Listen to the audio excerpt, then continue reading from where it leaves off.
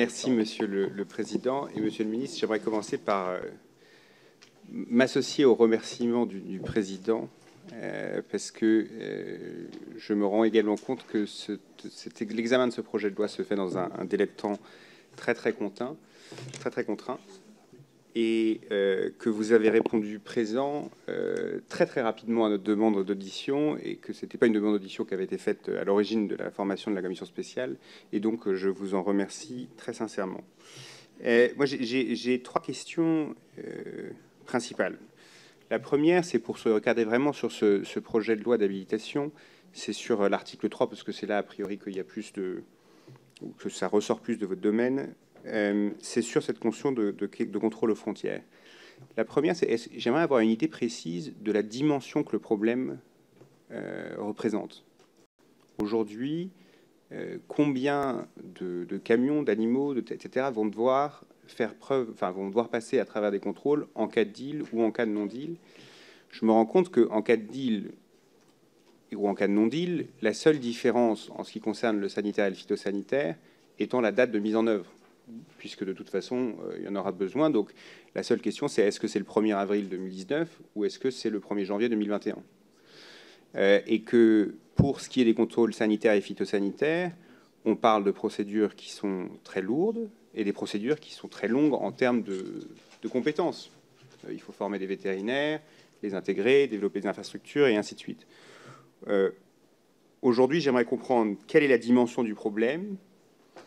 À votre sens, combien de temps est-ce qu'on va mettre pour avoir en place toutes les structures, à commencer par l'infrastructure, jusqu'à le nombre de TP nécessaires pour faire du contrôle qui est quasiment 24 heures sur 24, quand c'est à Calais.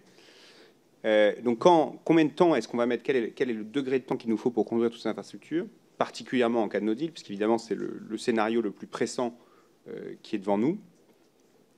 Et quel est aujourd'hui le plan de déroulement de ce contrôle d'infrastructure? Parce que ce qui m'interpelle, c'est, et on a eu un peu cet échange juste avant vous avec la représentante de la Commission européenne, c'est qu'on est maintenant à moins de 4 mois d'une éventuelle sortie sèche, si sortie sèche il y a, et que c'est vrai que sans voir des grues qui sortent aujourd'hui, on a de plus en plus de mal à voir comment cette infrastructure sera mise en place le 1er avril 2019, si c'était le cas.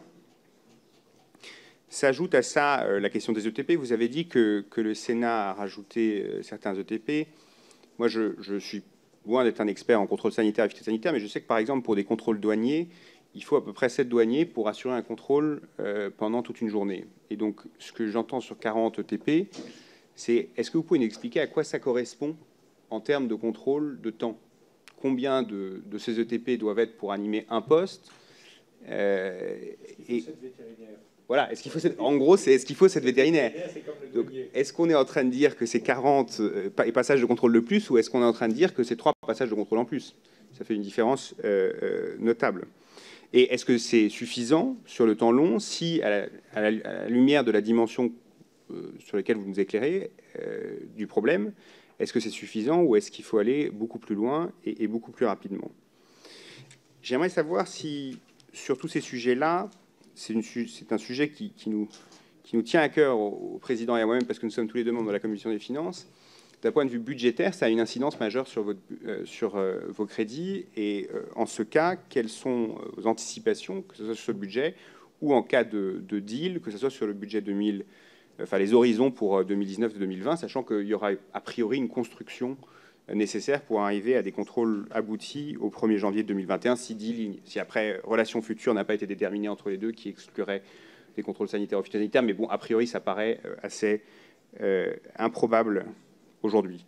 J'ai enfin une dernière remarque, une dernière question, qui est le résultat d'une remarque ou d'une réflexion que la représentante, la secrétaire générale adjointe de la Commission a faite il y a à peu près 1 heure dans la même salle, qui était qu'elle prévoyait une incidence en cas de no deal particulièrement sévère sur certaines parties de notre agriculture.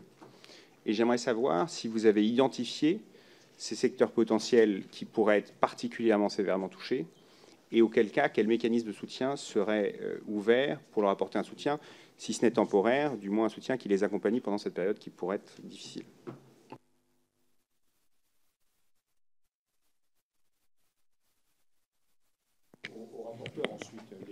Merci, monsieur le... Oui, oui, oh, bah, tout me convient. Merci, monsieur le président. Alors, sur les questions qui ont été posées aujourd'hui, la France est prête à l'ensemble des points d'entrée, de nouveaux points d'entrée de l'Union, qui sont notamment les ports.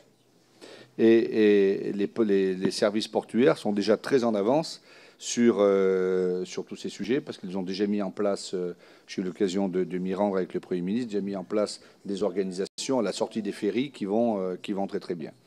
On sait qu'il faudra vraisemblablement, et ça ce n'est peut-être pas encore déterminé, un corridor, vous connaissez ça aussi bien que moi, si effectivement nous devions contrôler l'ensemble des camions, le président l'a dit, directement à la frontière, alors là, je ne vous dis pas les kilomètres de bouchons constants jour et nuit. Bon. Donc il faudra trouver la solution pour qu'un corridor se mette en place pour que le contrôle puisse se faire, mais ne puisse pas se faire directement à la frontière. C'est toujours en débat. Moi, je fais partie de ceux qui pensent que en cas de no deal, ça ne va pas être la nuit et le jour, ou le jour et la nuit, entre le 30 mars et le 1er avril. Donc, effectivement, le contrôle devront voir le jour, mais enfin, il y a déjà des contrôles qui ont lieu. Dans le cadre de l'Union européenne, le Royaume-Uni se comporte avec les règles de l'Union européenne, et tout ça ne va pas exploser, du jour au lendemain. Alors, sur votre première question, là, alors je prends mes fiches sur les contrôles sur la technique. Sur le volume d'entrée en France, dans les Hauts-de-France, c'est 3 millions de camions. Et en tout, c'est un peu plus de 3,5 millions environ de camions. 100 000 devront être contrôlés. Et le temps de contrôle, c'est 15 à 45 minutes par lot. En fait, ils contrôlent les camions 3 par 3. Si vous me posez la question pourquoi, je suis incapable de vous répondre, mais effectivement, ça a l'air d'être le cas. Donc voilà. Aujourd'hui, 40 équivalents temps plein sont mis au budget. Est-ce que cela est suffisant? Je ne le pense pas. Je ne le pense pas. Mais pour l'instant, je ne peux pas répondre précisément à cela. Les services de contrôle, les services vétérinaires sont en place. Lorsque je suis allé voir l'autre jour un contrôle un camion qui venait, un camion roumain qui venait du Royaume-Uni à Dunkerque, on s'est aperçu que les choses allaient plutôt relativement vite, qu'il y a des règles de contrôle. Alors, il y a effectivement les douanes, et là, les douanes ont un rôle à jouer spécifique pour contrôler la marchandise qu'il y a dans le camion, et les services vétérinaires du ministère doivent contrôler si dans la marchandise est vraiment bon. Et les choses se passent plutôt bien parce qu'il y a des, je ne saurais pas vous expliquer, mais il y a des process qui sont mis en place qui font que les choses vont plutôt vite. Alors le rôle de la multiplication de 1 à 7, je ne pense pas que ce soit le même cas, mais je vais me retourner pour savoir si quelqu'un a la réponse derrière moi sur les 7 services vétérinaires qui correspondraient aux 7 douaniers. C'est ça, hein, on est d'accord. Bon. Donc c'est pas du tout la même.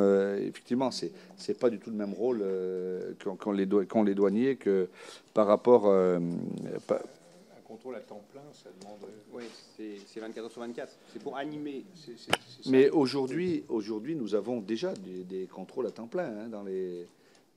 Donc c'est un renforcement. Mais quand vous me dites, est-ce que 40 équivalents temps plein suffiront? Je ne pense pas qu'ils ne suffiront.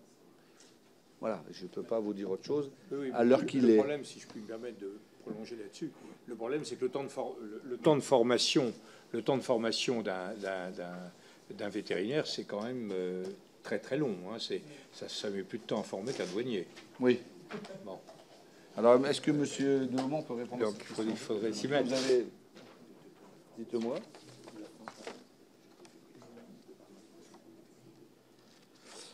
Alors, excusez-moi, parce que là, je ne suis pas très au point sur la technique pour tout vous dire. On ne peut pas vous reprocher. Non. L'avantage de votre situation récente, c'est qu'on ne peut pas vous reprocher les retards. Ça ne durera pas. Ça ne durera pas. Vos prédécesseurs. Oui, ça ne durera pas. Oui, c'est ça. Oui, c'est ça. Il va y avoir un élargissement du champ de formation pour les vétérinaires, 2 mois de formation spécifique pour effectuer ces contrôles sanitaires aux frontières. Là, j'aurais pu vous le...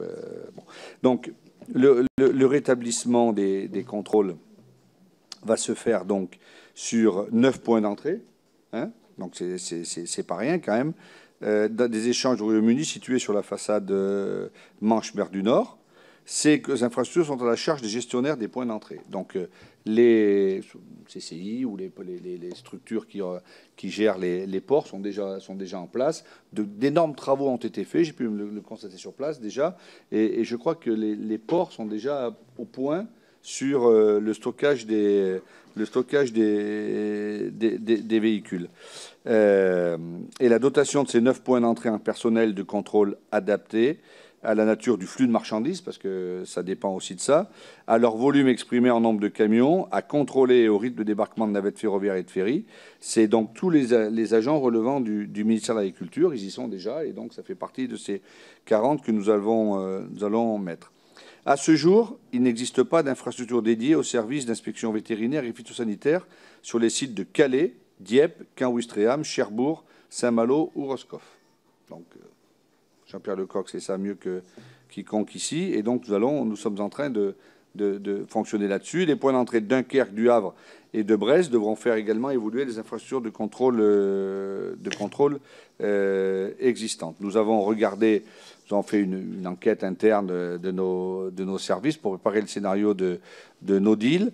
Et ces enquêtes ont permis de donner aux gestionnaires des points d'entrée les éléments leur permettant de dimensionner les infrastructures temporaires qui seront mis en place d'ici le 30 mars, c'est ce qui a été fait, je vous le disais, et d'estimer très précisément les besoins de dotation en équivalent temps plein des 9 points d'entrée concernés. Pour l'instant, nous n'avons pas la certitude de combien il en faudrait, et je n'ai aucun arbitrage pour vous dire combien il en faudrait.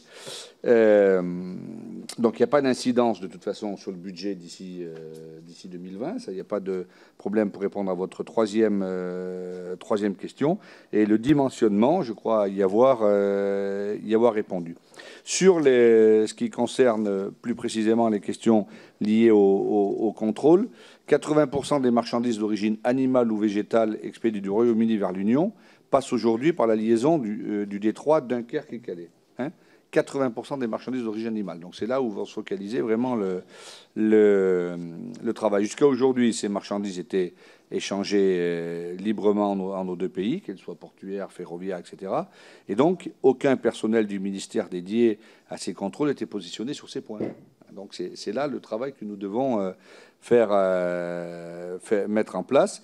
Et nous avons travaillé, moi j'ai eu l'occasion de rencontrer notamment Xavier Bertrand, mais d'en parler au président de Région de France, pour anticiper, nous préparer au scénario du no deal.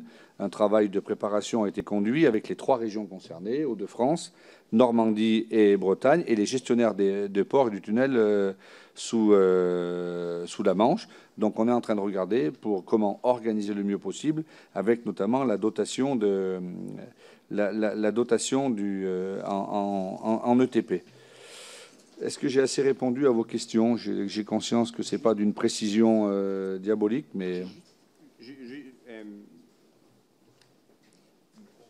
Non, merci beaucoup, ça répond à nombreux. Juste la dernière question sur l'incidence sur les secteurs agricoles, à laquelle la représentante de la Commission a fait référence. Si vous aviez plus d'informations sur quels secteurs pourraient être impactés tout particulièrement par le Brexit. Oui. En dehors. Oui.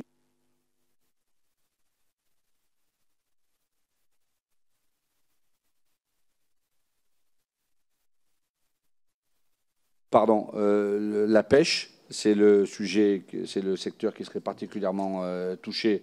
Donc le président de la République s'est exprimé très clairement en indiquant que la pêche ne pourrait en aucun cas être la variable d'ajustement du Brexit, de la sortie no deal ou pas no deal.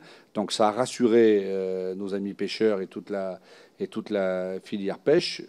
Nous continuons. Donc jusqu'en 2020, de toute façon, et la partie de la période transitoire, il n'y aura pas de problème. Mais c'est le premier secteur qui est touché. De toute façon, il y a des mesures d'accompagnement qui sont déjà en discussion pour être mises en place. Après, il y a 2 autres filières qui sont à surveiller de près et qui pourraient être touchées. C'est la filière vitivinicole et la filière laitière, les produits laitiers.